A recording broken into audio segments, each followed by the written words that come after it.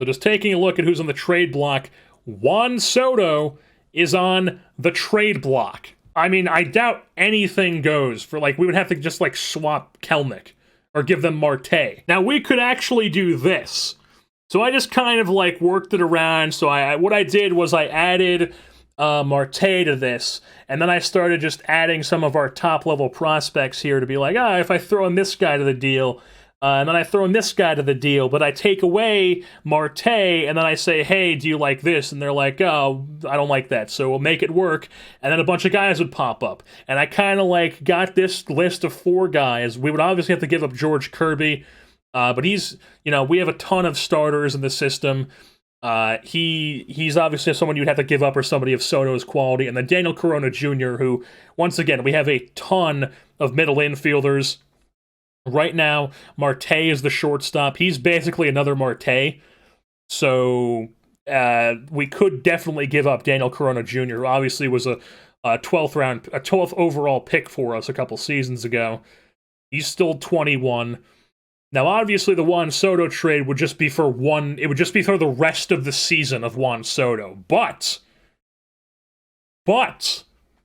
it's Juan Soto, and we need a bat. And we could afford him for the rest of the season, and he would just immediately make our bats just way better. Him and Kelnick and White in the same lineup, that's 3 studs right there, and that helps us be incredible. Now, obviously, he is a guy who, not great defensively, but that's fine. We have the DH spot open. He comes over to a league that has a DH. He's all of a sudden a DH. This is something that I might do. Am I crazy for doing it? Probably. But, sometimes you gotta get crazy. And the thing is, if you're just looking at the trading block, like, none of these guys are on, like, the same level. Like, yeah, Josh Bell is probably a good bat. Not really. He has not been great the past 2 seasons, so not a guy I'm looking at. Baez is on fire right now, but once again, not great. Marcus Semien, I'm not trying to trade for 2 years of $37 million. That's a player opt-out, too, so he'd definitely opt into that. And he's good, but he's not Juan Soto good. Mookie Betts is the same deal. Would be trading for just half a season of Mookie Betts. And, half a season of Mookie Betts, and also he's getting paid way more, so I don't even think I'd be able to do that. But, I mean, Juan Soto. I mean, I think we have to do this, man. We have to. Why are they even trying to trade Soto? Are they bad? I mean, they're not bad. They're 5 games out of the East. They are 1.5. Like, why is Soto on the trade block? So, like, it doesn't make sense to why they want to trade Soto. I guess maybe they just know they're not going to be able to afford him. But, I mean, he's on the trade block. So, I mean, if we could get Juan Soto, I would be stupid not to try to go for Juan Soto. I'm thinking we're going to go through with this, because obviously Corona's a good prospect, but he's a prospect. You never know if he's going to turn out. Also, we have plenty of middle infield prospects. We don't need him. Melvin Serrano is the next highest guy in this thing. My scout's not very high on him. OSA thinks he's going to be a stud. But so far, in his career, he is not. He is a 19-year-old in low A-ball right now, and he is just a guy who cannot find the strike zone. He can't do anything right. He can't strike people out, can't find the strike zone. Not good. So obviously way far away from the big leagues as a 19-year-old, but still highly touted guy. George Kirby, once again, plenty of starters. We don't need George Kirby. I'm sure we could definitely use George Kirby, but we don't need George Kirby. Jacob Heatherly is he's the 4th guy that when you say make it work, I'm able to just add him on there once again. Starter, could be a starter. Right now he's a reliever in AAA. Don't need him. We get half a year of Juan Soto. I mean, it's like a 0% chance we're going to be able to bring him back next season, because he is an upcoming free agent. 0% chance we're going to be able to afford Juan Soto. So we're literally just trading for half a season of Juan Soto, of just like hoping we get to the World Series with Juan Soto. And we're going to do it. I'm doing it. I am doing it. We're pulling the trigger. Juan Soto, welcome to the Seattle Mariners. I'm also liking what I see from these 2 options in Gregory Polanco and Mike Yastrzemski, both lefty bats. both decent fielders. Yastrzemski can play both corners. He has not been starting this season. He started the 3 seasons previously in San Fran, was not great, but this season as a bench player, he's been really good. Do we take a chance that if we get him and make him a left fielder, like him and Rosario get left field, that he is not as good in Seattle? Or we could get Gregory Polanco here, who's been really good in Detroit. He's on a 1-year deal. Just all of a sudden having like a really good season for Detroit all of a sudden, hitting 21 home runs, 27 doubles. He's not striking out too much. He's walking a decent amount. He's got a good WRC plus. He's been like around league average hitter the past 2 seasons. So I'm thinking that I might want to try to swing a trade for one of those guys as well, because really the only infielder that I'm liking on this list is Trey Turner, and the only way I would be willing to try to get Trey Turner is if we could like throw Austin Riley's deal into the Trey Turner trade, and like, or even Kim, try to get rid of Kim or Austin Riley's money and just, you know, get rid of them. Probably more so Kim. Yeah, so they don't like it because he's a vastly overpaid veteran, and I would have to add one of these guys onto the trade in order for them to accept it, which is, you know, not what I'm trying to do. I could do this, though. Austin Riley, and then I did make it work, and Ketel Marte, who only has 6 days left in his injury, and has obviously not been good for us this season, is an expiring free agent. If we give them Ketel Marte, they will give us Trey Turner. And now we don't particularly need to get out of the Kim deal, because we could definitely pay Kim next season, or maybe try to trade him in the offseason for just literally nothing. We only have 1 more season of Kim, and then I think he has a team option that we can just decline and then not bring him back. So it's only 1 more guaranteed season of Kim, whereas Riley is guaranteed this year, and then he's going to jump up in money over and over again. Not the most money, but any money we can save helps, especially since we're going to be paying Soroka 20-something million for the next like 6 or 7 years or whatever it was. Yeah, and then Trey Turner would play second base for us. We're going to do it. We're going to do it. We're going to do it. Austin Riley and Ketel Marte go to Texas. We get Trey Turner. Bam. They love the new leadership of Trey Turner. And just because this Yastrzemski sample size is only like 181 ABs, we're not going to go with him. We're going to go with Polanco, just because I trust that he has more ABs, and his is definitely not a fluke how well he's been performing this season. And we don't really have to give up anything to get Polanco. We can just give them some random prospect, and they'll take him off our hands. Yeah, we're just going to give them this Armstrong guy, Chris Armstrong. He's got decent, he's got 2 really good pitches. Hasn't been great for us in the minor leagues. We're just going to give them Chris Armstrong. Maybe he figures it out with Detroit. We get Gregory Polanco. That helps our bats even more. So now Class A goes back down to AAA. Gregory Polanco comes into play right field for us. Kyle Lewis is going to be the left fielder. And now the lineups look like this, where we've got White, Turner, Delgado, Marte, Lewis, Kelnick, Polanco in right, Soto at DH, Rosario is the backup left fielder, Lewis is backup center and right. I think this is pretty good. And that's not good. MJ Melendez is out for 3 weeks with a strained groin. Delgado also, he had a knee tendonitis. He was out for like a little bit. He's fine. But then Melendez, like I said, strained groin, 3 weeks. That's a moderate injury. He has to go on the IL.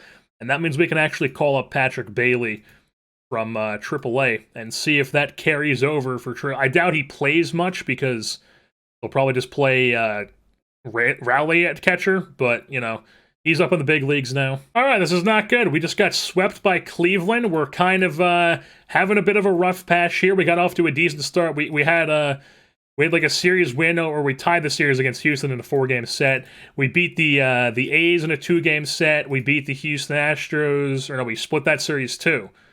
All right, so it's been like a back and forth here to start the second half here, the post-trade deadline. We are, what, in our last 10?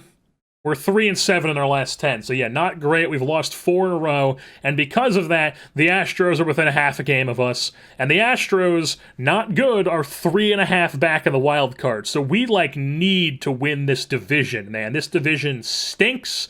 We're the worst division in the league by far.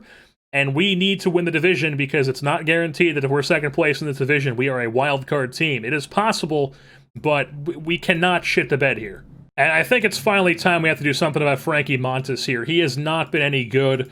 We are going to not lock him to starter anymore. Who are they going to put at starter now? Juan Then. I don't mind that. Then's been really good in the bullpen. Have him as a starter. Montas becomes a setup. I don't particularly like that. So Margevicius is starting to get lit up a bit as a reliever. He's still okay as a reliever. Why I'm thinking of this is because I think I'm going to DFA Frankie Montas just so I can get these guys guaranteed they're on and available to be in the playoffs if we want them. I want to get our 2 starters in AAA who are just tearing things up, Jacob Key and CJ Van Eyck. I want them in the big leagues, and we're going to get them up in the big leagues and just hopefully they're able to continue that success in the big leagues for us. And in order to make room for them, what I think I'm going to do is DFA Montas. That makes room for 1, and then I think send down Dean.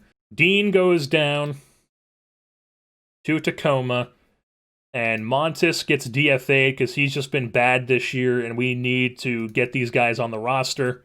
Alright, so I'm seeing Brian Perez's splits here, and he's actually been not great at all as a starter, so we're actually going to throw him back in the bullpen. I also just noticed that I'm seeing this because they think that Jacob Key should be a starter along with Juan Then because I unlocked all those guys from the starting rotation, and I made Margevicius locked to reliever. And I think we're just going to roll with this. Van Eyck is going to be a middle reliever, Perez and Margevicius. Yeah. And then Key is going to be the starter. He has been really good 2 years in a row in AAA. And he just an incredible control. Hopefully he's able to continue that success in the big leagues. And I was looking at AAA because I called up Keith Ron Moss to AAA because he was tearing up AA, and he's been tearing up AAA too.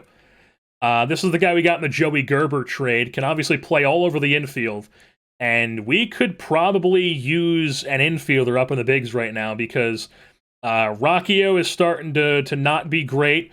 Well, he was already like that, but Delgado definitely starting to not be great. 78 WRC plus. So I need to decide out of Delgado and Rocchio, who do I send down? I'm thinking Delgado's the man to go down purely because he's not walking and striking out a ton, while Rocchio is not striking out like at all, and he is definitely like a stolen base threat as a pinch runner.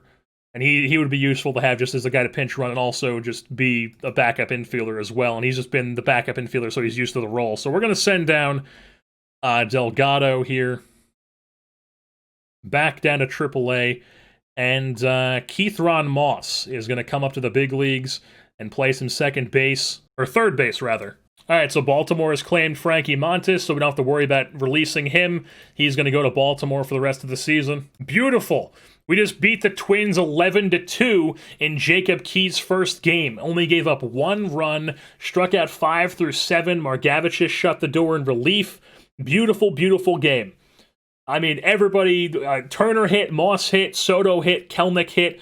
Marte has actually been on quite of a hot streak here I've been seeing. He's got his WRC plus at the 95. He's got 29 doubles, 16 home runs. We take a look at his batting splits. Yeah, August has been a scorcher for Novelli Marte. Nolvi, whatever is Marte, number 6. He needs a nickname. This guy is tearing the cover up. Not walking, obviously, but yeah. Hot month for August for Marte here. Great to see. And I think we're actually playing much better ball because we have a 3-game lead on the Astros, 5-game on the A's. I mean, even the Rangers are still in this race for whatever reason. But yeah, we've got a lead on these guys. And yeah, we definitely need to win the division because the Astros are behind us. They're 5 games out of the wild card. So we need to win the division. We need to keep this up. We need to keep playing at least semi well. We're 5-5 right now. I think we're starting to turn things around here. We beat 2 in a row against 3. 4 in a row against the Twins. Beat the Texas Rangers. Then we lost 4, 5, 6. Yeah, so basically lost 6 in a row, and then we've won 5 in a row since. And we just keep on winning, baby. We after we swept the Twins, we have swept the New York Yankees in a 3-game set. Now we got a huge series coming up against the Astros, who are 4.5 behind us. We cannot let them win this series. We need to keep this lead and gain games on them. As AJ Melendez has suffered a setback in his recovery from a strained groin muscle, it'll now take another week until he's ready to be back. How have the catchers been doing while he's been out? Cal Raleig's obviously been starting. You know, he's fine. His bat is around league average. And then Patrick Bailey's only played 5 games, but he's hit very well in those 5 games. All right, so it's September 1st here. We took the first game to Houston, 7-1. We won that game. Justin Dunn pitched 6 2/4. 6 2/3. What am I saying? Scoreless inning, struck out 7. Margavich just came in, gave up a run, but struck out 4 and 2 1/3. We got enough hits. We scored 7 runs, obviously. Moss has had 7. Look at Moss. Look at Moss. He's got 12 games up the bigs and just, tearing the cover off the wall. This guy has been a find for us. Kelnick keeps hitting. Polanco is, his numbers overall in Seattle are not great, but he is still hitting a decent amount of home runs here. His BABIP is just extremely low. That's what's really going on here. He's just hitting straight into people over and over and over again. But Marte actually just won the AL Rookie of the Month here in August as we're heading into September. The roster expansion is now a thing, and we've got the third and final game of the set against Houston coming up, but we are going to call up 2 guys from AAA. I'm thinking Williamson deserves to be rewarded because he is on the 40-man, I'm pretty sure. Yeah, he's on the 40-man. Williamson's going to come up to the big leagues, and he is now in Seattle. And then I just think that we could go another lefty here with Fletcher. I think we're going to do that just for the guy who's been up in the bigs. We're going to go Fletcher up in the bigs here. And we just won this series against the Houston Astros. Won the 3rd game, 3-2. Soroka comes in, 6 Ks through 6. Fletcher gets the hold, pitches 2 innings. First coming up from the bigs. 2 shutout, hitless innings. Delaplane gets the save. Beautiful. Beautiful, beautiful, beautiful. Keithron Moss gets 2 hits again. And then I'm to the point where I'm just thinking that Patrick Bailey's only played 6 games. But does MJ Melendez really add that much to our team? Do we keep MJ Melendez on our team? Do we send him down to AAA once he's back from his injury in 3 days? And we just keep running Rowley and Patrick Bailey because it's been working. And he's back and he's going to go down to AAA. Oh my god, it just popped up Mike Soroka injury diagnosis and I almost had a goddamn heart attack. But luckily it's just day-to-day for a week with a finger blister. In real life that's extremely annoying. But in this, he should be fine for his next start. Oh man, we just got the Juan Soto wants to talk extension message, which, just what does he want? Yeah, 50 million. 50 million. Look at these numbers for Polanco here. He has a 146 BABIP. Literally everything this guy hits is right at somebody. It's incredible. And that's not good. Brian Perez strained hamstring out 5 to 6 weeks. He is now on the IL. Also, Mike Soroka just got injured, diagnosis pending.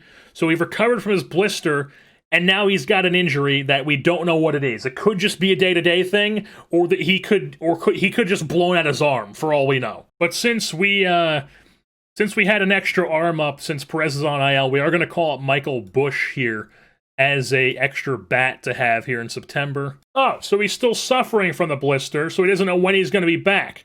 Unknown return date from his blister. I can't throw him on the... I guess I can. I guess I have to. I have to throw him on the IL until he's healthy, and then he's back for the playoffs. I just have to hope that he's back for the play. How many more games do we have left? Yeah, so there are less than 15 days left in the season. There's like 12 days left in the season. If I throw him on the 15-day IL, he might not be back for the playoffs if we throw him on there. So I think what I'm going to do is I'm going to keep him on the roster, and we're just going to monitor when it's his start and make sure that he just doesn't start that game. What? How'd that even happen? So I guess he pitched with the blister, aggravated it. So we got the recovery unclear, and then he just randomly had an oblique strain.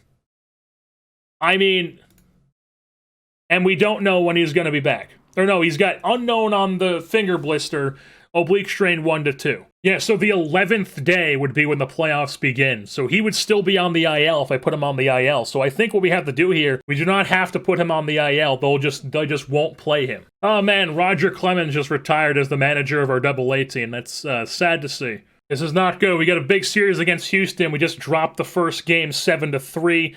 Second game, we got Logan Gilbert on the hill. And we just lost that game too. And then Justin Dunn gets the win. All right, huge win. Huge win from Justin Dunn.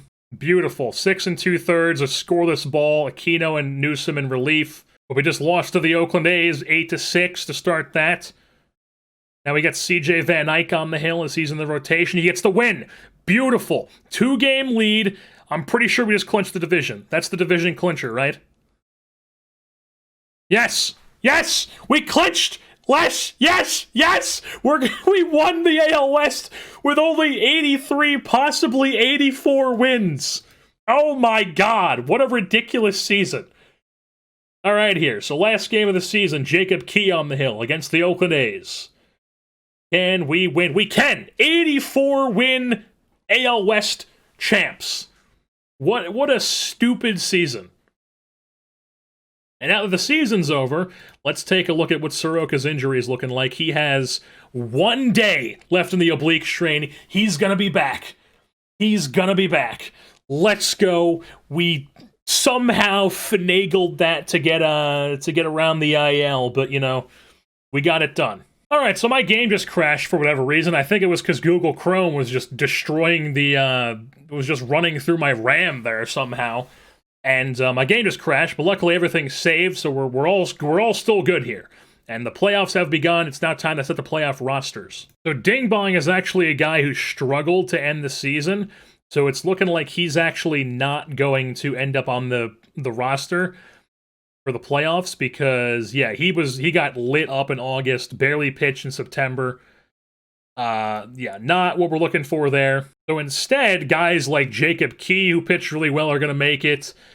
Aaron Fletcher, who pitched well coming up, is going to make it.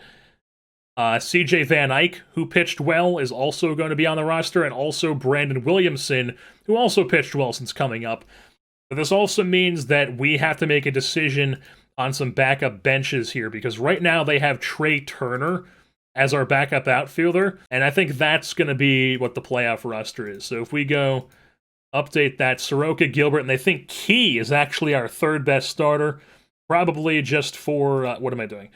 MLB Arms. Probably just because, or no, he's actually, so they think Key is a better starter than Dunn for whatever reason. White, Turner, Moss, Marte, Lewis, Kelnick, Polanco, and Soto.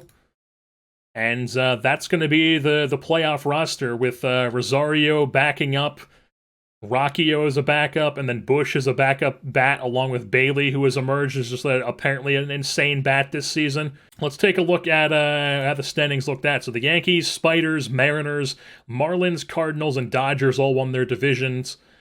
The Royals and the White Sox are in the wild card in the American League. The Nationals and the Braves are in the wild card in the National League. And look at that, the Jacksonville Herons were 1 game away from the playoffs as they won 90 games. So, sucks to suck, man. They had 90 wins, and they miss out in the playoffs while we win a division with 84 wins.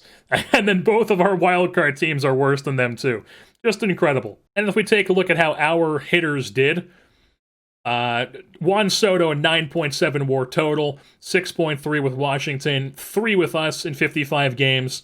I mean, he's absurd. He's absurd. Juan Soto is absurd. There's no other way to say it. Jared Kelnick, 8.9 WAR, led the league in WAR, average OBP, runs, WRC+, weighted on base average.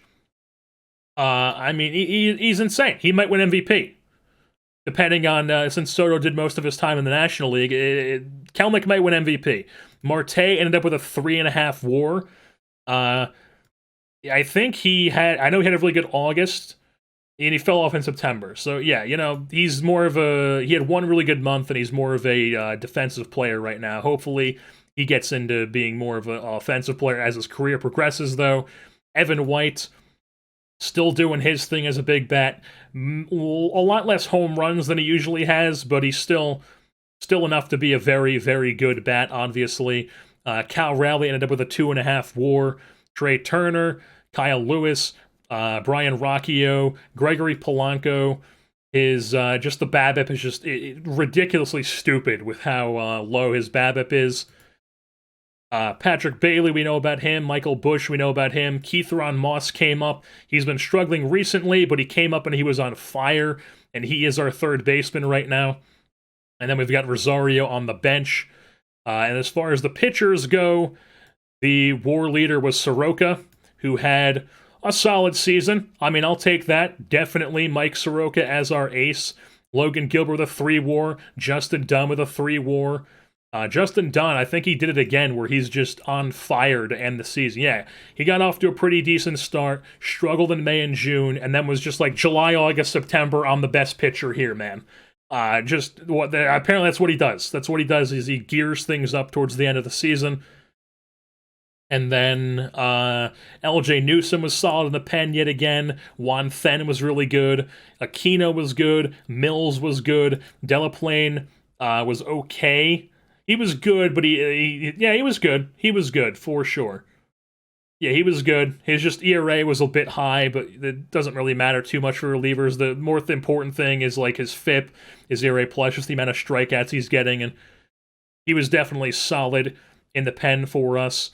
And then, of course, Margavicius, we saw that he was really good. Did he finish the season in the pen really well? Yeah, so still maybe not. Maybe he hasn't been that great. So maybe he doesn't even make the playoff roster. Maybe we'll have to decide on that. But then CJ Van Eyck, we saw 22 1/3 innings. He was solid in his 12 appearances. Brandon Williams in his 12 2/3 innings. Very solid in those innings.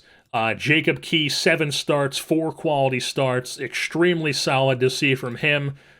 And then Aaron Fletcher came up, had 13 2/3 innings, and was very solid in those as a back end of the bullpen reliever. I think we are going to leave Margavicius on the playoff roster, though, just because the only other option really would be, like, maybe Dean. Yeah, no, he got rocked in September, even in AAA. Yeah, he was not even good in AAA towards the end of the season. So Dean is not an option. And then the only other option would be Ding Bong Che, but he was not great to end the season either. So I think we're just going to stick with Margavicius there. And now let's just take a look to see what the end of the season looked like here. Look at that. The top batting average guy is Juan Soto, Jared Kelenic. There's that Soto with... Oh, that's a different Soto. Neftali Soto. 35-year-old Neftali Soto came over from Japan after 2022, and he's just all of a sudden like, yeah, I'm going to hit all these home runs. 47 home runs for Neftali Soto with the Tigers as a 35-year-old. And then Austin Hayes had the second most home runs with Baltimore. What is going on? Nolan Gorman apparently has a goatee. Had the most RBI. OBP, Soto, Kelenic. Slugging, Soto, Bellinger, Kelenic. OPS, Soto, Kelenic. WAR, Soto, Kelenic. Hits is Vladdy Guerrero. Runs, Kelenic and Soto were on this list. Doubles, Rafi Devers yet again with a shit ton of doubles. What else do we have? Trey Turner in top 5 in stolen bases. Total bases is Soto's up there. Strikeouts, Kyle Lewis, once again, striking out a ton. Extra base hits, Juan Soto. OPS plus, Juan Soto, Jared Kelenic. Weighted OBA, Soto, Kelenic. Win probability added, Soto, Kelenic. And then among the pitchers, there's this Ty Tice guy with the Blue Jays, who has developed into a really good starter for them. Just had a out of the blue, like, really, really good season. 5.4 WAR, 2.10 ERA. Insane. Walker Buehler's up there too. Pablo Lopez, Jack Flaherty. I'm not sure who this David John Hers guy is, but apparently he's been really good. Really good back-to-back seasons for the Cubs. What else do we got here? We got the saves is J.D. Hammer with the Nationals. There's Karinchik. WAR is Buehler, Bieber. There's that Hers guy. Strikeouts, Giolito, once again, he's still just insane in this. Mike Soroka had the 4th best win percentage. Not that that means much, but, you know, he had that. So, yeah, that was what the 2024 regular season looked like for the Mariners, and we are going to be heading into the ALDS against the New York Yankees. So not the best team in the American League, but the New York Yankees we are going to be going up against. This could be ugly. 5 games set against the 91 wins, maybe not. They weren't that great. 4-6 to end the season. We were also 4-6 to end the season. But yeah, we'll take a deeper dive into the Yankees in the next episode for the start of the playoffs.